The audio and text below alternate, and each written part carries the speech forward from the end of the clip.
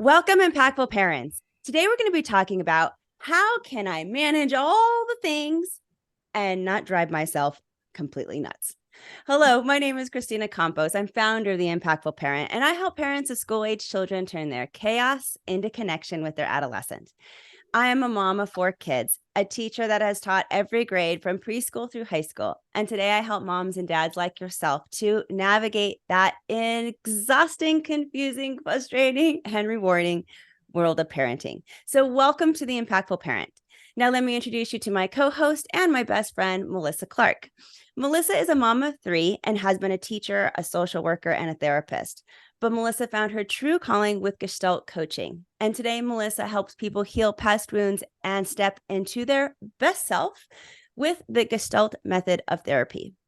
Welcome to this episode of The Impactful Parent, because we're really glad that you're here.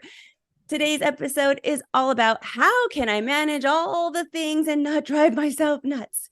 And I'm super excited to mention that today, Melissa and I have a special guest. Her name is Allison Task. Now, Allison is a best-selling author, a life coach, and she has helped thousands of people transform their lives by pursuing meaningful and personal and career goals. Allison has 4 kids herself, and I'm really excited to have her on the show today to give us some tips and parenting hacks for getting our shit done and just not going crazy in the process. So welcome, Allison. Let's get started, ladies.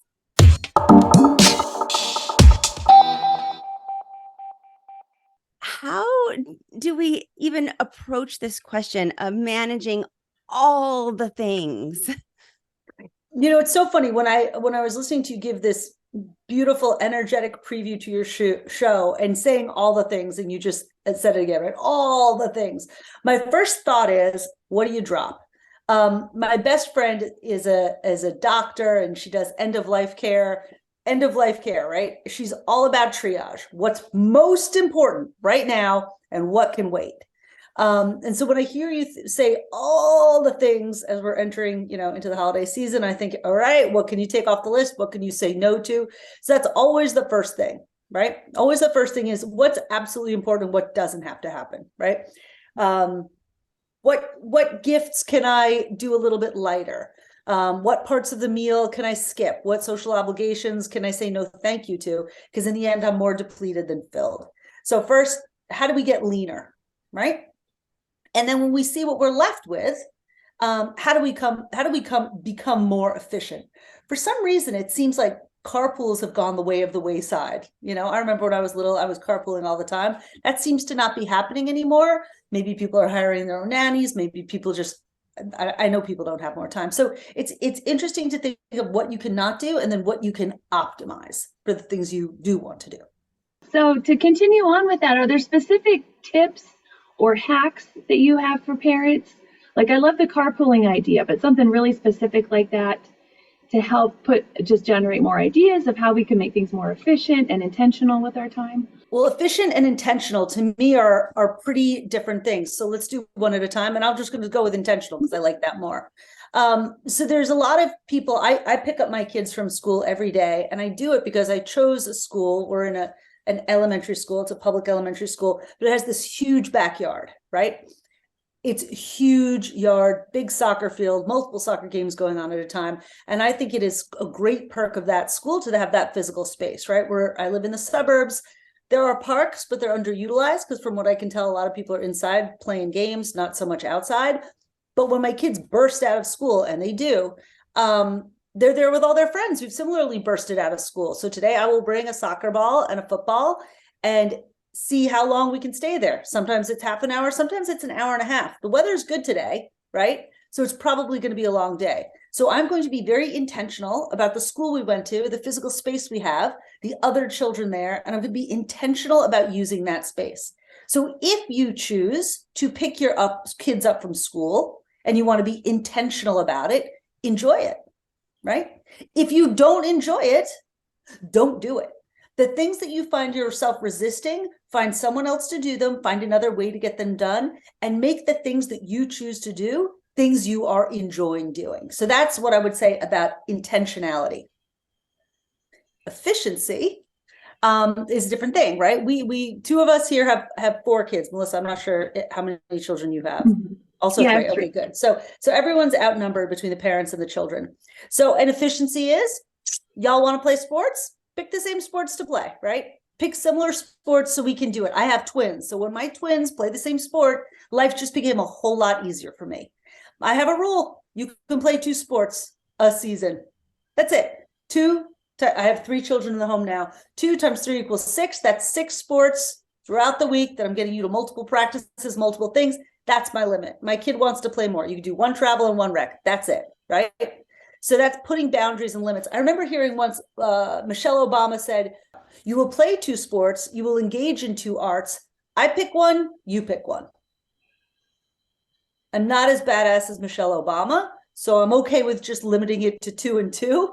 But having limits on it is really critical. One of my children was recently saying, I hear all these parents complaining about all the sports they have to take their kids to, and it's such a pain and all that. And I was like, the funny thing is, the parents choose to do it. The parents pay for it. The parents make set it up. If you don't want to do it, don't do it. Yeah, I'm going to comment on that because there's so many families who are stuck in a cycle of feeling like they're obligated to do all the things, and their kid has to be in this and they have to be in that, and they got to do this too, and we got to volunteer. And really, where is this pressure coming from? I'm going to challenge parents that are feeling like that are listening to this right now going, where is that feeling coming from? Who's telling you that you have to? Because you don't really have to. I mean, there must be a goal that you're trying to achieve. Are you trying to get your child into an Ivy League school? So is that why they have to do all the things so that it could be very impressive on a resume? But what is your why? What is your why for feeling like you have to put your kids or yourself in all the things all day long? Is it for that outside attention? Is it for the resume? Is it because you're trying to get into something? Or are you just putting too much on your plate and there really isn't a reason why it'd be okay to take something off and give yourself a little bit of grace? Yeah. And I love what you said about boundaries, because I feel like there's a lot of parents who, I want to let my kid explore whatever they want. Like they're interested in math club, but they're also interested in learning to play the violin, and they're also interested in learning how to dance. And so they try to figure out how to do all 3, when really it's not saying that your child can't learn how to dance. But let's say this season, maybe from August to the end of the holidays, that's all we have time for are the 2. You're not saying no. You're actually teaching your child how to prioritize their own wants and needs so that everybody can get something done and really dive deeper. I guess you're teaching your child the value of diving deep into something in a rich way versus a whole bunch of little stuff surface level. And so I really like that suggestion. I love doing less and being mindful. And, as parents, building on what you're saying, if you're feeling like, I can't, this is too much, right? Your child will feel like that too, right? So teaching them to pull back a little, teaching them to, the word used is prioritize, which is key. You prioritize when you're feeling overwhelmed and teach them that skill also. Okay, cool. Come January, you can either continue or pick a new thing. Yeah. It's actually funny. My one son said, I guess some parents were complaining about how serious sports are these days and how so many kids have, practices 4 days a week and all this stuff. And my son came up to me, he goes, but I'm just 10. Like, shouldn't I be playing all the sports now and just practicing all the things? Isn't this the time I have to experiment and learn and see what I like? I was like, oh, it's so true. You're so right. And I guess that's what gym class is for, but you're not going to do travel team for all the sports, right? That's what rec is. That's what 1 day a week is. That's what camp is. Right? To try the things. Yes, I love that, giving them a little bit of choice and saying, this is what I want to be doing, this is what I don't want to be doing, especially with how many children you guys have, and with picking the different sports and after school activities. I'm super curious of how you manage that with the schedule and the equipment that's needed. Like, do you have any tips for our parents of how to manage that, just like the day-to-day? Well, the schedule and the equipment, or let's start with the equipment, because I feel like I've got that one really good. The equipment is something I can manage, right? I buy it, I clean it, I store it, and then the kids have to get it from A to B. They're the little ones, the 9, 10, and 10 are not at the point, middle school, high school, that's my eldest. Then she can manage her own gear. But I have hockey player, football player. It's a lot of gear, right? I have an outdoor locker room and an indoor locker room. No cleats come in my house. I have a porch. There's a whole setup where you put your bag, you put your helmet, you put your gear. It gets nice and air cleaned, right? So they all know where their gear goes outside, where their cleats go outside. And then inside for the stuff that needs to be washed, next to my washing machine, I have like a rack. And all their uniforms, practice uniforms, socks, everything go on that rack. Because I don't need to bring their sports gear up to their room and then where is it? And I can't find this. You don't ever have to worry. It's either in the outside locker room or it's downstairs in the locker room. That's where the sports gear goes, period. I'm so happy with this. I just redid my basement very intentionally to have the downstairs sports locker room.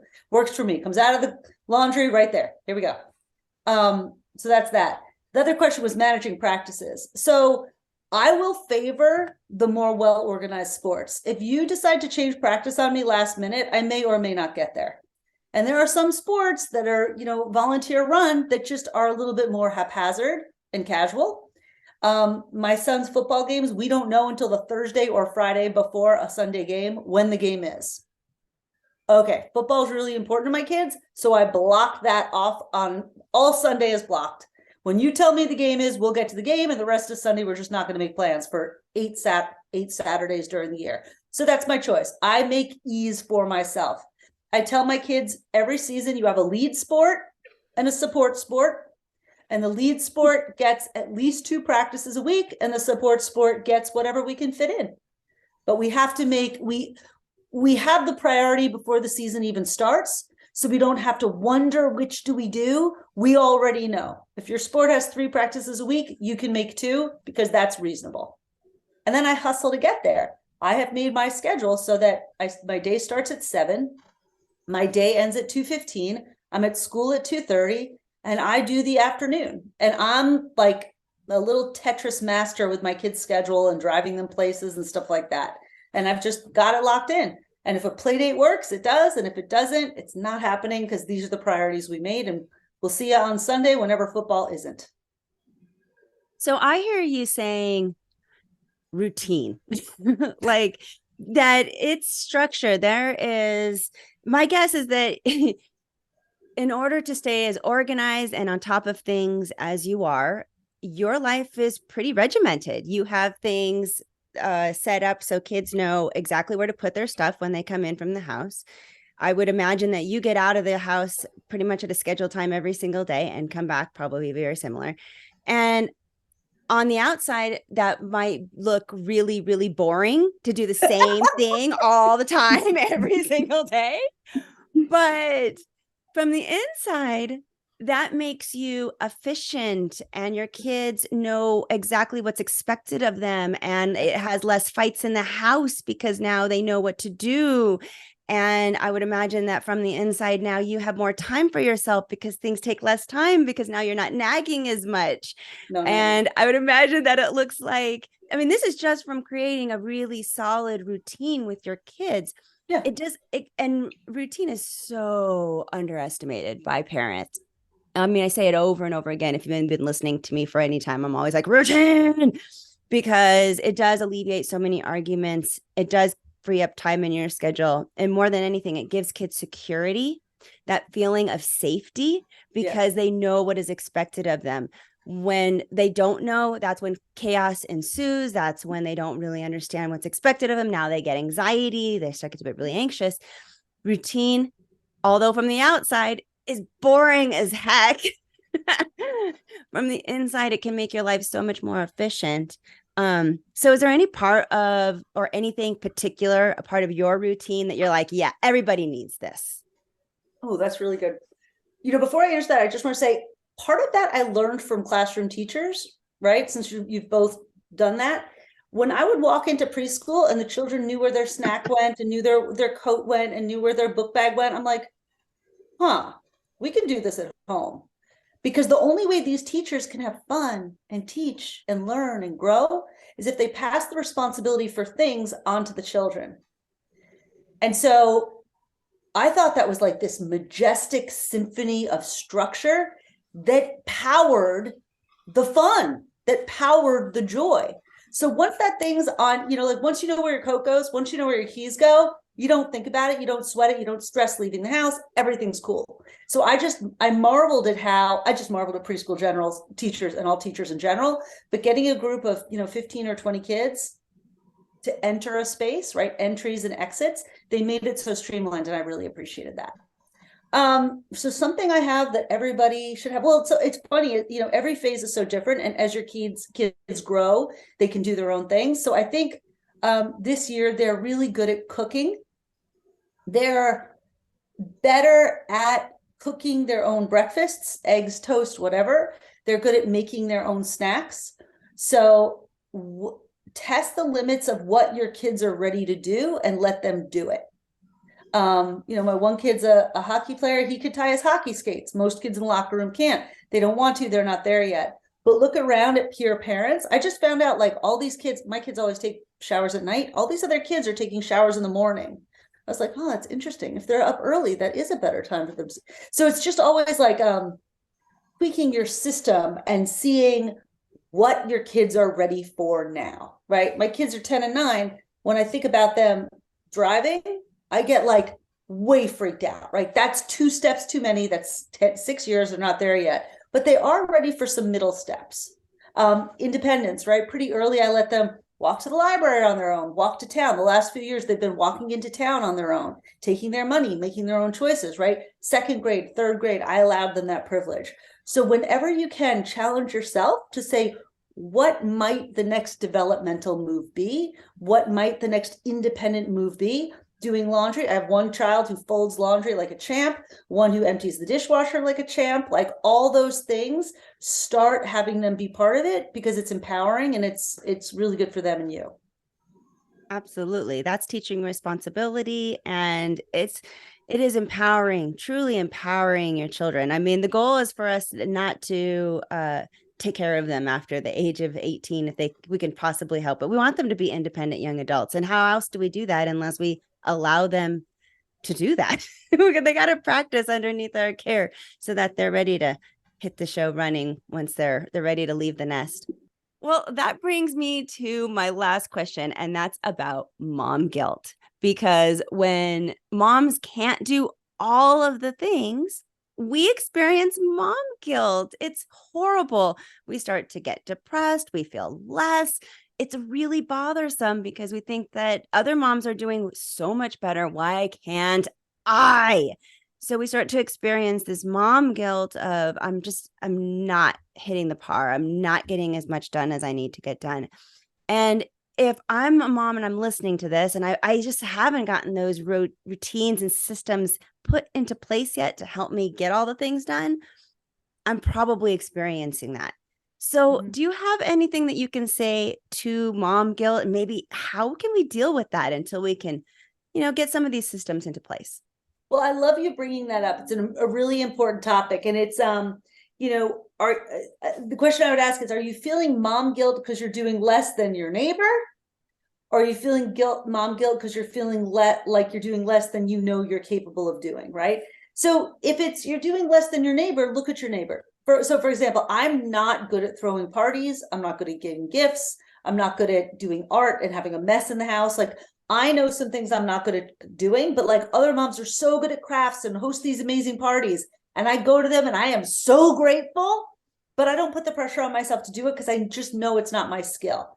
I do have other skills. I'm good at volunteering. I ran the PTA. I'm good at organizing. I'm good at all kinds of social justice work, right? So I put myself in the areas where I'm good, and I let other people do the things where they're good. And I don't get mad at myself for that. I just really put my energy in where I'm good. And that feels good. If I'm mad at myself for not doing all the things, I can relieve myself. Like, some people are math people, some people are word people. Like, which are you? Find the mom things you're good at and do them. When people have a play date at my house, they know their kid's going to get their homework done, because before we do anything else, we do homework. Other moms give my kids lots of treats and candies and cookies and have fun at that mom's house. That's how she does that. That's how I do it. I'm not trying to be her. She definitely doesn't want to be me. So it all comes out in the wash. So you've got to be okay with what you're able to do and just do that and forgive yourself for that which you're not.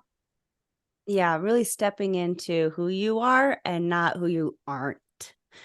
I think that's really important and so difficult for so many moms to do, but we'll say it over and over and over again until they get it. Like, it's okay. Give yourself grace. It's okay to Yeah, rest. and appreciate your neighbor, right? I told one of my friends, like, my son loves having play dates at your house. He has a list of who the best moms are. I'm not even near that list. Like, you guys are all so good and so kind and generous, and it means so much. Thank you.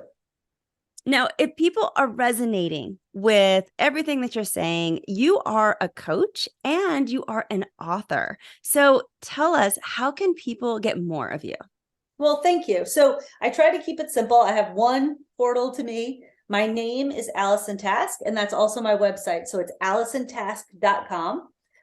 You can find my books there. You can find my coaching session. All that stuff is right there. If you want to set up a session with me, I do different coaching packages, but it always starts with an intro session. So you go to AllisonTask.com/intro. I've written 5 books, but my best-selling book is called Personal Revolution, and it's a DIY coaching guide. It's quite cool. It's built on, I've now coached for almost 20 years, but it was my first 10 years of coaching. It was best practices based on that, like a simulated DIY coaching program. It's called Personal Revolution. You can find it on AllisonTask.com/book or Amazon. Many libraries carry it, but it's called Personal Revolution, and it's written by me, Allison Task. Thank you so much, Allison. I hope that everybody goes out, gets your book, checks out your website, get your coaching if that's what they're needing in their life, because you have a lot to offer. So thank you for being here.